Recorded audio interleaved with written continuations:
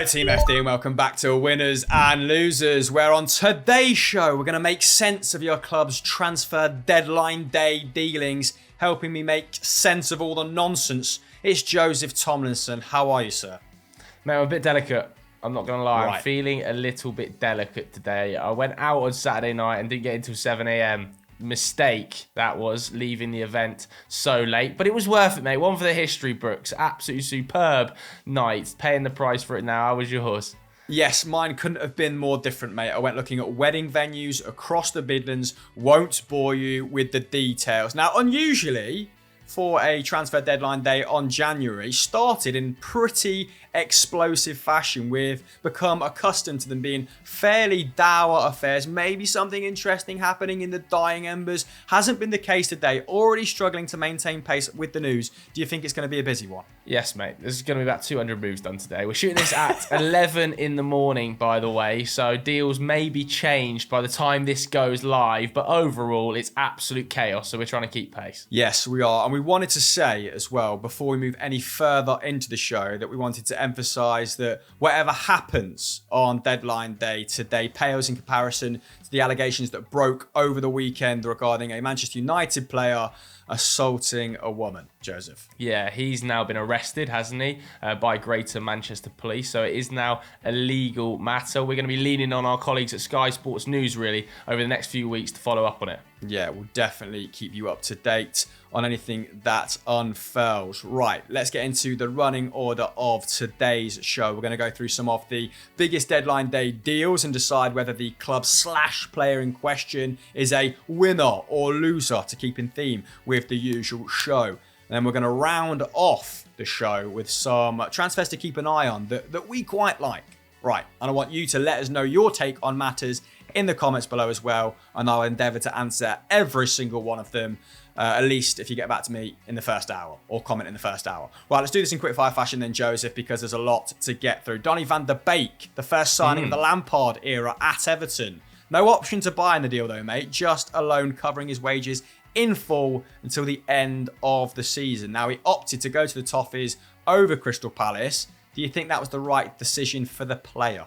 I do, mate. I think this is a better destination for Donny Van Der Beek. I think Crystal Palace are a more upwardly mobile club, but I think they've got better depth in the attacking and midfield areas that Donny would have to compete with. The likes of Conor Gallagher, Will Hughes, Elise can play in there when Wilf Zaha comes back from AFCON. I expect Eze to play a little bit more centrally.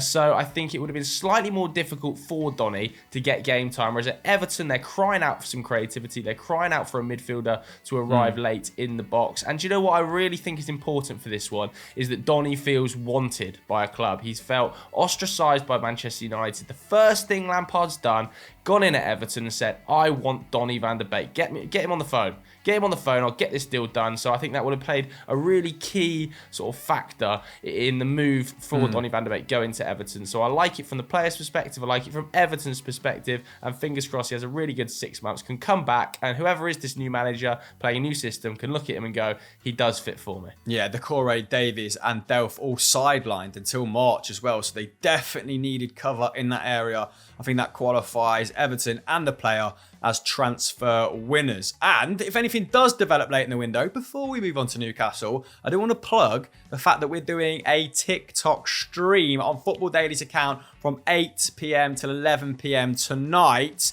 Joseph, we sort of formulated this over the weekend, didn't we? So a bit slapdash, but it could be quite exciting. Yeah, it could be fun. It could be fun. Come and tune in. TikTok, Football Daily's account. Link will be in the description below. It'll be live. It'll be me hosting it with a number of your favourite Football Daily faces appearing throughout the 3 hours, because it's going to be a buzzing last 3 hours, mate. I'm telling you now. Yeah, it definitely will be. And for one club in particular, and that is Newcastle. I mean, signing Bruno Guimarães has lifted the mood significantly around St James's Park, hasn't it? But more surgery is needed. It looks like Dan Burn is on his way to the club after a £13 million bid was accepted. A local lad done good playing for his boyhood club. Great to see. Joe, do you think that's good value for both club and player? I think it's an alright signing. He's not the star name Newcastle fans were crying out for, a Diego Carlos or a Sven Botman or somebody of that level, but he's a very solid operator. He can also play in that left-back role too, can't he? Playing in a really good side at Brighton, really ball dominant, so very, very underrated skill set on the ball, Dan Burn. Very dominant aerially. I think this is a solid signing at £13 million.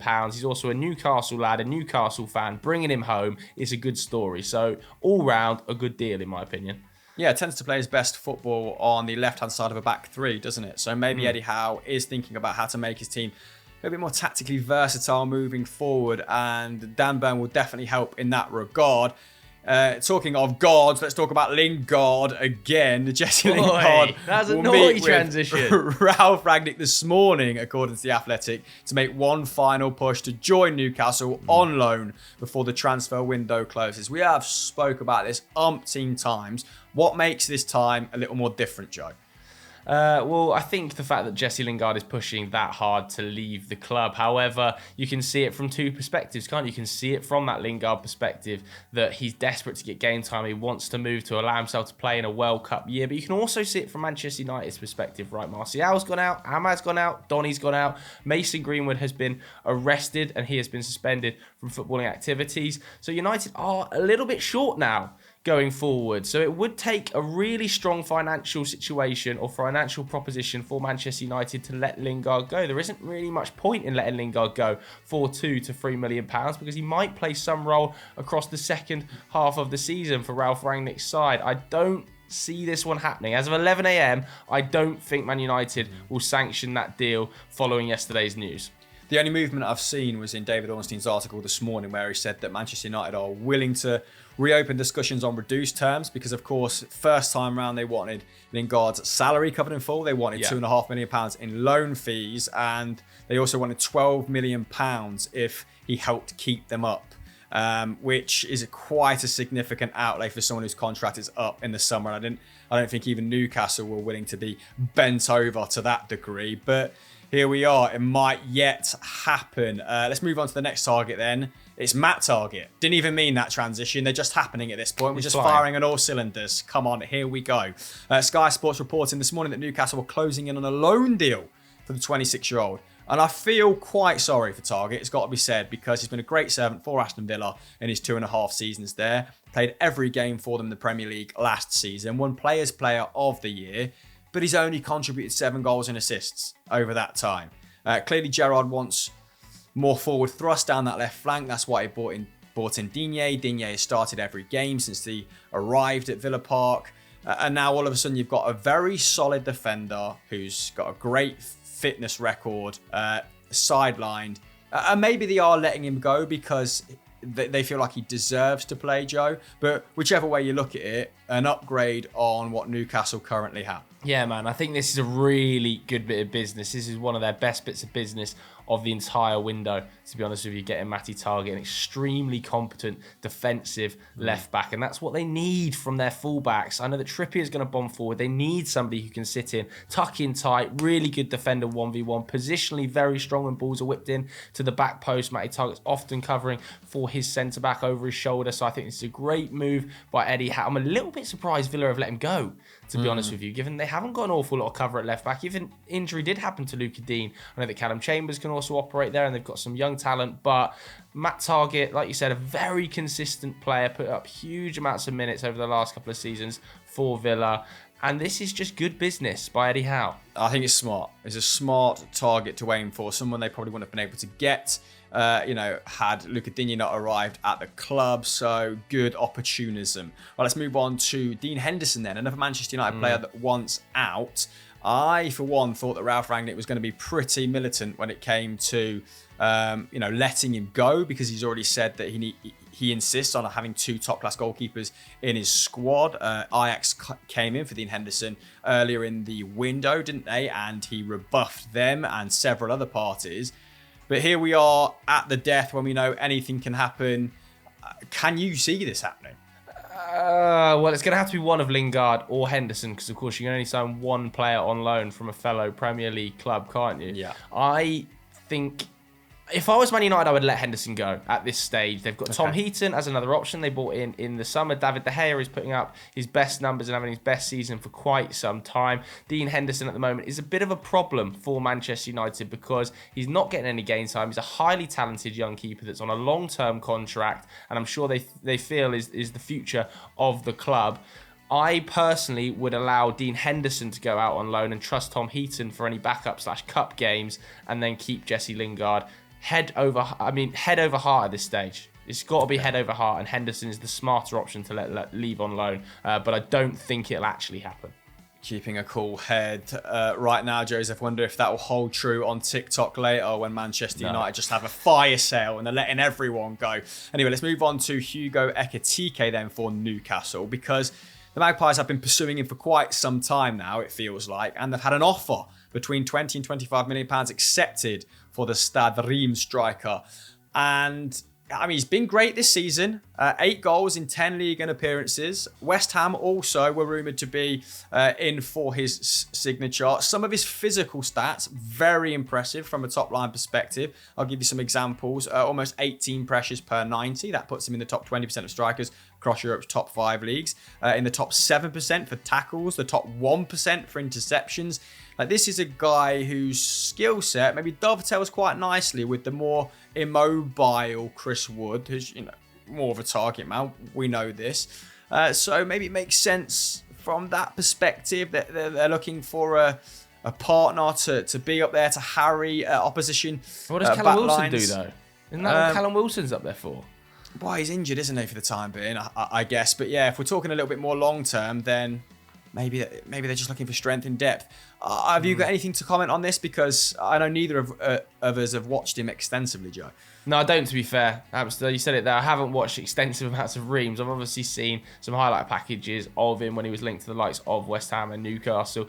They've got Callum Wilson. They've got Chris Wood. They must be feeling this is a guy who could be a superstar in the future for them long term, which Chris Wood isn't going to be at the club. So in the future, this might prove us to be a really solid bit of business in a window where other clubs weren't paying attention to him. But to be honest with you, I don't see him having a huge impact immediately this season. Okay, how many of those transfers that we just mentioned do Newcastle have to sanction in order to be qualified as bona fide transfer window winners? To be honest with you, I think only 2. I think if they got a centre-back in and they got a left-back in, it would be huge dubs. Like, to bring in Bruno Guimarães, Trippier, Wood, Dan Burn and Matt Targett, I think is a fantastic window for a relegation-threatened side. To bring in another one on top of that, let's say Ekitike, it becomes really good. And to bring in Lingard or Henderson, it becomes one of the best January transfer windows I can remember. So they are on the verge of having a really good window, and it must be lovely for Newcastle fans to see their club spending £115 million in January. Okay, yeah, fair enough. Let's move on then. I was going to talk about Aubameyang going on loan to Barcelona. That's been something that has been in the offing for, it feels like 2 or 3 weeks now, but nothing really new has developed. Of course, Mikel Arteta said he was going to use AFCON as a hard reset for Aubameyang, right, to try and bring him back into the squad thereafter, because of course he's not featured since the 6th of December. He was stripped of captaincy later in the month, but then he didn't play a single minute at the AFCON. He was sent home early. Arsenal are now in a situation where Lacazette's contract is up at the end of the season, where Nketiah's contract is up at the end of the season, and they're just really keen to offload Aubameyang's 350k a week wages. But it feels weird that Barcelona and Xavi, who is supposed to be, you know, a champion of the youth, is having a cultural reset at Barcelona of his own. You know, he's already been in the papers for the last 2 weeks going on about Ousmane Dembele and how if he doesn't bring down his wage demands, then they want him out the door. It feels weird them going in for a player like Aubameyang, and that's where I'm going to leave it, mate. But I want to ask you about Tottenham's double swoop. What do you make of it? Dejan Kulusevski and Rodrigo Bentancur, because we were hammering Tottenham on Sunday vibes, and then here we are 24 hours later, and it looks like they might land a pretty tasty double sweep. Yeah, they were holding L's, weren't they? But Paratici has pulled something out of the bag at the 11th hour. Kulusevski, I think that's a really smart bit of business. Only 18 months ago, we were talking about him as being one of the best young wide talents in European football, really, weren't we, before he went to Juventus? So that's an exciting one, especially with the option to buy. He'll be battling it out, you'd imagine, with Lucas Moura for the third spot in that front three alongside Son and Kane. I really like the signing of Bentancur as well. Extremely hard worker and somebody who will come in alongside the likes of Højbjerg and Skip, provide depth, provide cover, and provide experience, which I think Conte always loves. I think it's a little bit of a shame they haven't got that right wing back that Conte clearly wanted in through the door, because he was chasing Adama Traore so badly, and that's probably the reason. I could imagine that the deal for Yannick Carrasco, we've seen this morning kind of tail out. Apparently they had a bid for Yannick Carrasco, rejected, and that move is now off. I wonder if Conte was considering playing him in that right wing-back role. And that might be an area of the pitch that Conte was quite keen to upgrade and hasn't been able to. But for Kulusevski, I should say, and Bentancur, really like that double sweep.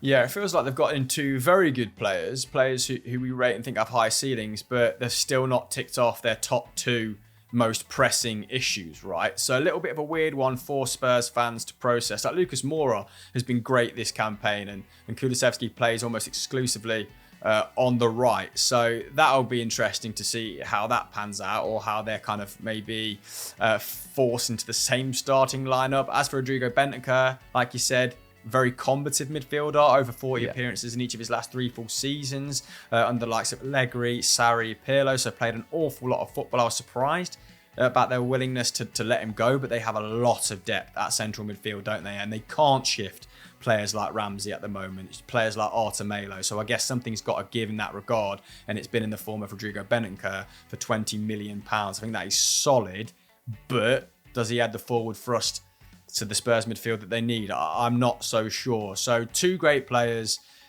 but I don't know how many issues they solve. Right, let's move on to deals that we're keeping an eye on. So just little personal ones here, Tomlinson. I've gone with Darwin Núñez to West Ham. I think that would be unreal. 20 and 25 appearances across all competitions for Benfica this season, but it feels like he might be holding out for a Champions League club. West Ham sort of sounding out the right targets, but not a lot of follow through there, not a lot of execution. We've seen it with Calvin Phillips, we've seen it with Rafinha. These are the players that are going to take them up a level, but they're not getting those deals done or anywhere near done. So it'd be interesting to see if they can get Núñez over the line, or if they end up going for Reece Healey, who's a 27-year-old that's currently playing in League 2. Right, what about you? Big wow? You excited? There's only one man, isn't there? There's only one place to start. He's 6'6". Burnley's transfer announcement video of him walking through like a T-Rex in the Jurassic Park theme has got me absolutely buzzing. He's going to come into Burnley, rip the Premier League apart. I'm predicting 6'6" of goal machine, penalty box poacher, terrorising backlines, outscoring Chris Wood, who I like as well, by the way, across the second half of the season. The man could do it all. Voot work horse, Voot veg horse equals goals. Guaranteed, and he's 6'6". And you think he's going to outscore Chris Wood in the second half of the season? Yeah, no doubt. And what will you do if he doesn't? Is there any sort of... There's nothing I won't do. Well, there's nothing I won't do. There's nothing I'm going to do if he doesn't. But I'm just predicting he's going to be a goal-scoring machine. Dwight McNeil zinging balls into the box. Oh, here's another Goodmanson box. Get out of the way. Bang. 1-0. Voot is 6'6", and he's on the end of it again. I love it then. Before we wrap the show up, a special mention to Christian Eriksen, who has been offered a short-term deal at Brentford. Fantastic to see him back at the top level of football after those horrific scenes in Euro 2020. If he can use this to justify a squad selection for the World Cup in Denmark, and we get to see him in a Danish shirt once more, what a fairy tale ending. I don't say ending, it's not the end of his career, but what a bloody comeback that would be. So shout out to him and his mettle in terms of getting back at it. Let's hear from him before we finish this show. Hi everyone, it's Christian Eriksen. I'm happy to announce that I've signed for Brentford Football Club, and I can't wait to get started, and hopefully I'll see you all very soon. So that's winners and losers for another week. Joseph, have we got anything to plug across Football Daily, Euro Football Daily, and the Football Daily podcast channel? Yes, make sure you tune into that TikTok live tonight, 8 p.m. till 11 p.m. The link's in the description. It'll be me, joined by a host of Football Daily faces, running down the late deals, of which there's going to be thousands. Nice one. Like this video, subscribe to the channel with notifications on, and we'll catch you next week on Winners and Losers. Goodbye.